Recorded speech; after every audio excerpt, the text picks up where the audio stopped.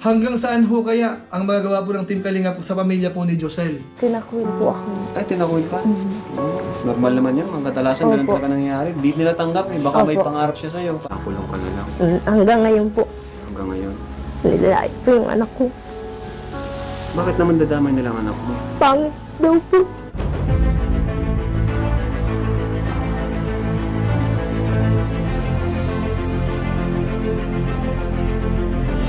Ayun, shoutout guys. Muli, welcome to my YouTube channel. Ito po si Kajulay, ang inyong katugang, ang inyong kalingap, na muling bumabati po sa inyo ng magandang araw, magandang gabi. Saang sulok man po tayo ng mundo naroon. At sa araw na ito, meron po tayong panibagong vlog. Pag-usapan po natin yung bagong tinutulungan po ni Kalingap Rab, yung patungkol po kay Josel, na kung saan ay parang napahanga po tayo mga kalingap. Yung batang ina, 16 years old pa lang po, nagkaanak na siya. Tapos itinakwil ng magulang, pero nagsisikap po siya, nag-aaral, kahit meron ng anak. Ano kaya ang naghihintay na kapalaran po sa kanya? Ngayong nakilala na po nila ang Team Kalingap. So pag-usapan po natin yan, maya-maya ng konti. Pero bago po yon, paalala po si Kajulay, baka sakaling meron pa po ditong hindi nakasubscribe sa ating YouTube channel, huwag natin kalimutan, July Paunil. Tapos pakipindot po yung notification bell button para lagi po tayong updated sa aking mga video upload. Tapos pakisama rin po yung ating Facebook page, July Paunil 2.0. Paki-follow rin po yun, tapos paki-like. Maraming salamat po. Tapos sina Kuya Bal Santos Matubang, si Kalingap Rab, si Ate Ina Vlog, si Ruel of Malalag, at saka po si Japper Sniper. Supportahan din po natin. Maraming salamat po sa inyong lahat. Ngayon, tuloy na po tayo. Pag-usapan na po natin. Ito pong bagong binablog po ni Kalingap Rab, na kung saan nakitaan po natin ng potensyal, o kaya masasabi po natin na parang kahanga-hanga. Dahil sa kabila po ng pagiging bata niya, 16 years old, nabuntis, nagkaanak. Pero ngayon po, talagang lumalaban, nagsisikap para makatapos ng pag-aaral at magkaroon po ng magandang trabaho, magkaroon po ng magandang kinabukasan. So sa pagkakataong ito, kilalanin po muna natin yung na-scout po ni BG Kim. Ito po yun mga kalingap. Our hearts beat to the city streets. We began to feel the fire. We rise like tall buildings as the chemicals, they take us higher. The night's young and it's just begun as she puts her hand in mine. We wanna chase the night, wanna dance to the light, pull stars from the sky, just two hearts running wild. Never sleep, never stop, as we shout from the top. We're gonna be two hearts running wild.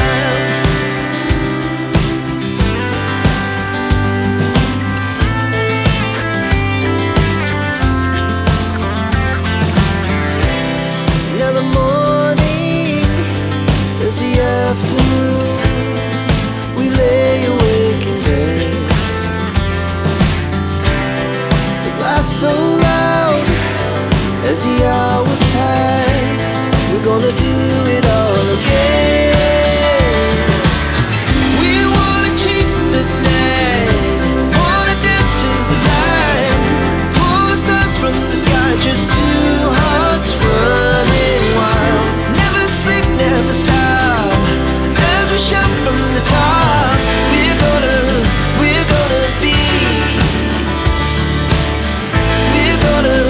we're gonna be two hearts running wild.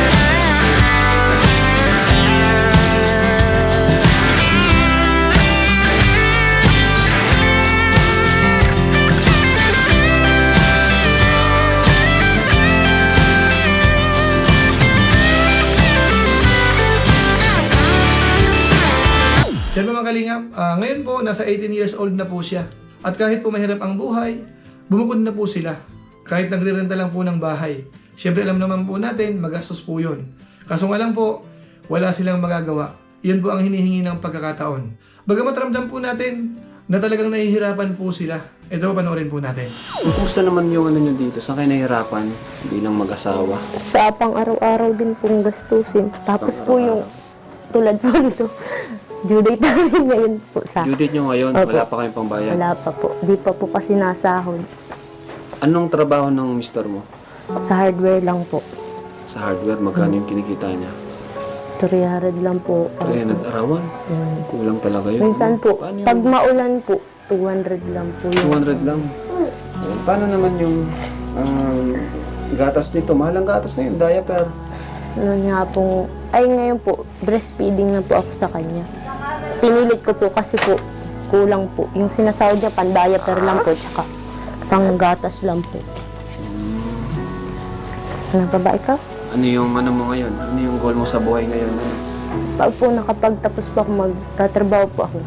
Magsisika po, kahit naman po nandito lang ako sa bahay, sumasideline naman po ako, nabibigay ko pa rin po sa anak ko yung mga, kahit konti lang po, nabibigyan ko siya ng... Ano sa sideline ka? Ano yung mga sideline mo? Galing mo. Ano po ay, nagpapaluwagan po ako, nag-go online selling. Basta kung ano po, tapos nag-aalaga po ako ng anak ko. Ay, ng kapatid ko po. May araw po ako doon. Ang galing ano? Yan po mga kalingap, yun po ang kahanga-hanga. Kahit pa paano, dumidiskarte po siya. Kahit anong po pwedeng pagkakitaan, ginagawa niya po. Dahil yung kanyang asawa, may kaliitan po yung sweldo mga kalingap.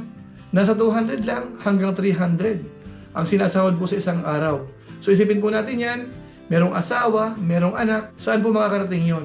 Kaso nga lang po, pinagkakasya po nila yan mga kalingap. Kaya ramdam po natin, nahihirapan po talaga sila. Tapos bukod po dyan, ito po ang mas matindi mga kalingap. Dahil siya po ay itinakwil ng kanyang mga magulang. Ito po, panoorin po natin. Pinakuhin po ako. Ay, tinakwil ka? Normal naman yun. Mga katalasan, ganun Opo. talaga nangyayari. Di nila tanggap eh. Baka may Opo. pangarap siya sa'yo, para sa'yo. Sulong anak ka ba? Sulong babae po. 4 po. Ay, 5 po kami. Tapos ako lang pong babae. Masakit para sa magulang yun. Diba? Mm. So tinakwil ka, anong ginawa mo? Ano po ay, nung Lumayas ka. pinalayas po ako nun. Sa mga kalingap, hindi po tayo magtataka. Dahil siya po ay solong babae, doon sa 4 na magkakapatid. Tapos syempre nga naman, batang-bata na buntis, hindi pa po siguro boto yung magulang doon sa napangasawa niya. Talagang ganun po. Talagang palalayasin po talaga sila ng kanyang magulang. Pero ang maganda naman po dito, nung siya daw po ay manganak na, pinatawag naman po.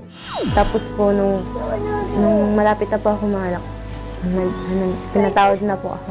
Ah, okay. Ang magulang naman kasi sa una lang, ganyan. Pero walang magulang na matitis ang kanilang mga anak. Diba? Tapos ito pa po ang kahanga-hanga. Sa kabila po noon, yung respeto niya sa magulang niya ay nandoon. Humingi pa rin po siya ng tawad dito po sa vlog na ito. Panoorin po natin. Anong gusto mong sabihin sa magulang mo ngayon? Na hindi ko nasabi sa kanila noon. Sana po, patawarin niyo po ako sa mga nagawa kong kasalanan. Nagsusumikap naman po ako kahit nagkaasawa po ako, magat nagkaanak. Ngayon ba may sama pa rin ng loob? Wala na. Wala na po. Wala mo na. Tapos, Tapos ito pa po ang maganda. Dahil si Josel Ho ay merong pangarap. Gusto niya pong magtrabaho sa call center o kaya makapagtapos bilang teacher mga kalingap. Ito panoorin po natin. Pangarap mo rin maging proud sila sa'yo balang araw. opo. Ano bang ano mo? Pangarap mong trabaho? Ang makapagtapos. Ano po ay call center po. Mga call center ka? Oh, or kaya eduk po yung Edo? Ang galing. Ano pangalan ng anak mo? Calvin po. Calvin. Hi, Calvin. So ano mga kalingap, unti-unti po natin nakikilala po si Josel. Dito sa naririnig po natin, talagang nababahanga po tayo. Ngayon dagdagan pa po natin, siya po pala ay parang dumaan din po sa depression.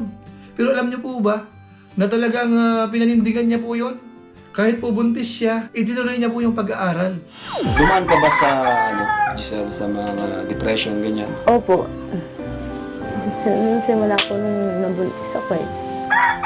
Ano po, samot-sari po yung mga ano nila. Bubulong-bulungan. Yun pong nabuntis ako. Tapos sa school po, napasok ako nung buntis ako. Tapos pag absent daw po ako. Yun nga po. Pumasok ka ng, buntis ka? Opo, nag-graduate din po ako ng buntis ako. Galing no? Talagang di ka, yung iba natago Hindi di po, ba? nag-cheer dance pa nga po ako nung nagbuntis ako. Nakakabilib ka naman. Talagang hinarap mo sila. Opo. Hindi naman po kasi hadlang yung mga ano. Pero po, masakit po, pero kailangan pong tanggapin. Tama. Opo. Kasi yan, andyan na di ba? Opo. Pumapasok sa school, kahit siya po ay buntis. Bilang isang magulang, Masakit sa kalooban po yun. Pero hindi po siya bumigay, hindi po siya nanghina. Tuloy yung pag-aaral kahit hirap. Ay yung pang araw-araw po nila, kita natin yung tirahan. Walang maayos na lutuan, mga kalingap. Tapos nagre-renta lang. Pero tuloy po yung buhay. Kaya ngayon po, siguro naman, ito na yung pinaka-reward sa kanya. Dahil sila po ay narating po ng Team Kalingap. At alam naman po natin na kapag ka po napuntahan niya ng Team Kalingap, umasa tayo na malaking tulong po ang magagawa niyan. Ito, panoorin po natin dahil meron na po kaagad paunang tulong. May bigas tayong dala.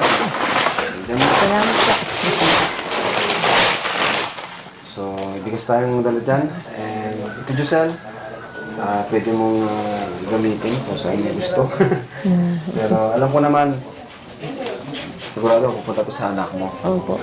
So, mahirap man ang buhay, pero yun lang, pray ka lang palagi. No? Diyan si Lord na nakikinig ng panalangin natin. At ngayon nga, siguro, answered prayer na rin na nakarating kami dito para sa'yo, di ba? Na, yun ba, hiniling mo ba na makapunta rin kami sa inyo? Opo. Matulungan ka namin. Opo. So ito, Giselle, meron ko ditong 6,000 pesos para sa'yo. Salamat po. Salamat po. Laking tulong po ito sa amin. Salamat po. At yan, gamitin mo sa kung anong gusto mo. Sa tingin mo, saan mo magagamit yan? Sa- Unang-una. Diaper po. Mabili po akong diaper.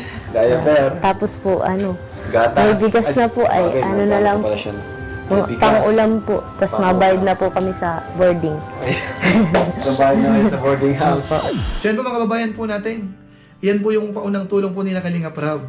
So maraming salamat po siyempre sa mga supporters po ni Kalinga Prab dahil kahit papaano ho, malaking tulong po kayo. Kaya yung pagtulong po nila, tuloy-tuloy.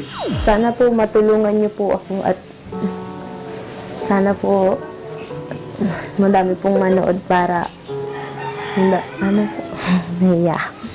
At nahihirapan din po kami sa araw-araw po. Salamat po kung marami pong manonood at sana po matulungan niyo po ako. At gusto ko din pong umayos po yung kalagayan din po namin.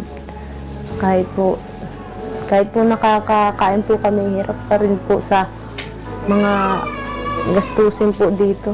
Kaya ang abangan po natin dito ay yung mga tutulong pa. Hanggang saan ho kaya ang magagawa po ng Team Kalinga sa pamilya po ni Josel? Darating po kaya yung panahon na sila po ay isa sa mga papabahayan din po. So kaabang-abang po yan.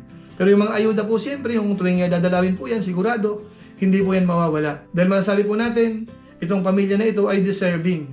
Kahit meron po siyang asawa, pero napansin po natin, medyo mahina rin po yung kita at saka mga bata pa po sila. Kaya ngayon pa lang po tayo ay nagpapasalamat sa lahat po ng tutulong po dito po sa pamilya nila. So ngayon po siguro yan lang po muna ang ating reaction video patungkol po kay Josel. Ang masabi lang po natin dito, o kaya ang gusto po nating i-highlight po dito ay yung parang lesson learned mga kalingap. Doon po sa mga kabataan. Maliwanag po doon sa narinig natin kay Josel, mahirap, hindi po ganun kadali. Kaya sana, kung merong chance, mag-iingat po tayo. Huwag agad bibigay. Pero ang isa naman po dito kay Josel sa magandang ginawa niya, dahil nasubo na po siya, pinanindigan niya na po, lumalaban siya at hindi po siya nawalan ng pag-asa. At ngayon nga po, eto, nandito na po ang Team Kalingap. At saka po masarap tulungan po ito, kahit po sa pag-aaral, kasi parang mukhang okay naman po siya sa school. May mga medal, may mga awards. Kaya masasabi po natin, itong episode na ito ay talagang purely pagtulong na naman po mga Kalingap. Yung ilan pong sumisilip pa minsan-minsan sa mga content po ni Kalingap Prab, ito ho, talagang pagtulong po ito. So siguro po sa pamamagitan po niyan, pansamantala magpapaalam po muna tayo. Pero gaya po ng dati, meron lang po muna tayong isa shout out.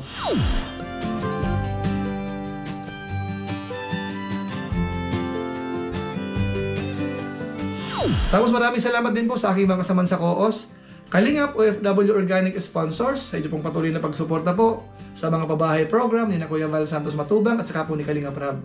Maraming salamat po sa inyo. Tapos sa ating mga followers, sa ating YouTube channel, saka sa ating Facebook page, maraming salamat po. Lalong-lalo na yung hindi nag-skip ng ads, masipag mag-like at saka po nag-share ng ating mga videos. Kung hindi po itong nagustuhan, pwede po natin i-share. So maraming salamat po. So muli, ito po si Kuya Julay, ang inyong katugang, ang inyong kalingap, na pansamantalang nagpapaalam po muna. Kita-kita na lang tayo sa mga susunod ko pang vlog. Maraming salamat sa inyong walang samang pagsuporta po sa ating YouTube channel. Pagpalain naman kayo ng Diyos, mabuhay tayong lahat. God bless. Bye-bye! AC.